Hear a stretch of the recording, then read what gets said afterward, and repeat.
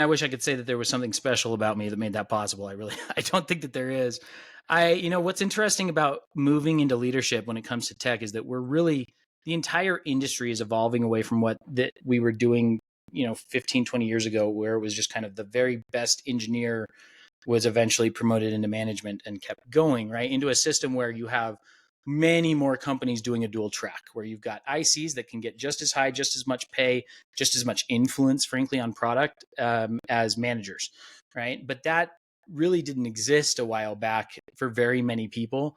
And so a lot of what you saw previously in my limited experience, and this is true about management in general, I think, not just engineering, but I've seen it the most in engineering, is people who didn't even really want to be managers or leaders at companies moving into it because it was the only way to move up in the company, to get more money, to get more impact, all of those things. And the problem with doing that is that becoming a leader in any capacity flips the equation of what you're trying to do in many, many ways, right?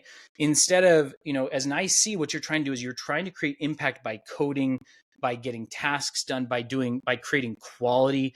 And don't get me wrong, those are concerns for leaders. But instead of doing that now where you're doing it in your own little, hey, like I'm going to go write this code myself, now you're trying to enable others to maximize their own, their potential. And so it also means that what you're doing is you're saying, okay, I get to take credit for everything that I do, and I get to be really proud of that.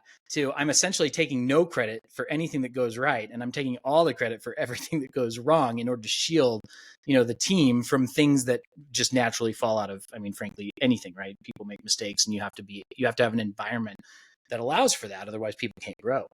And so there's just a lot of people who don't really want to do that, right? Who were kind of forced into it previously. And, for me, I had seen a couple of instances of that, of people who really should not have been engineering leaders in any capacity, and frankly, who didn't want to be, whether they would admit that or not. But who were kind of forced into it because of the situation that I described. And so when I was leading the engineers for a while at BlitzPay, and I realized pretty quickly that what I liked about doing that was similar to in the military, where I got a lot of that experience of initial styles of leadership and things like that, was that I loved being able to help engineers to get the most out of themselves. Right? Most engineers are just really naturally curious people who want to do the very best. They're not lazy people. They are, by and large, these are people who are so incredibly passionate about what they do that they do it in their free time, right? Like they're coding during the day and then they go home and they have projects at night. Not all, right? But many of them do. They're people who are passionate. And so it's not about when you lead engineers, it's not about being a taskmaster. It's not the same thing as working in an industry where you're forcing people to do a job that frankly nobody wants to do, and you just have to figure out how to get them to do it, right? These are people who want to do the job and they want to do it well. And so your job is not to herd those people. Your job is to figure out how to hone them. And I like to make this distinction because I am there's a big distinction between coaching and teaching.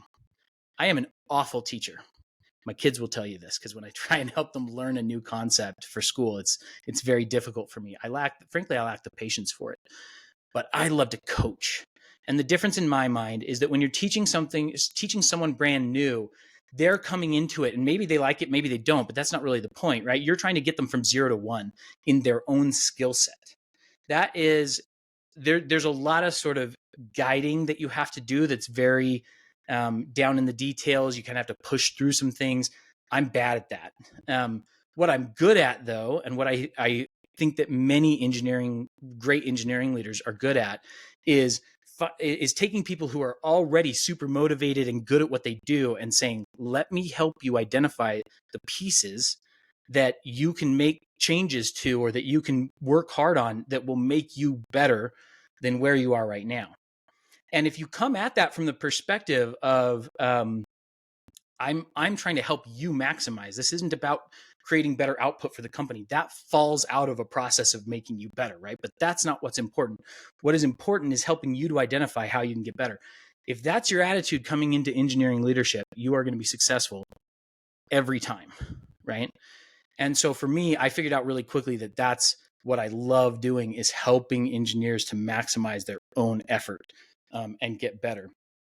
I also realized early that when you get into, especially at a startup, any engineer is an upper level, or sorry, any leader is an upper level leader, right? It's a very flat, startups are very flat organizations.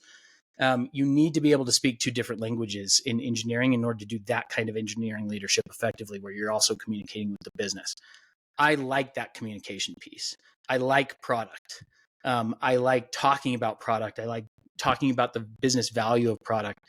And so that is also a skill that I consider very important, particularly, when you are acting as that translator for the business and the engineering department. And so it was something that I consider to be very important as far as my own ability to up level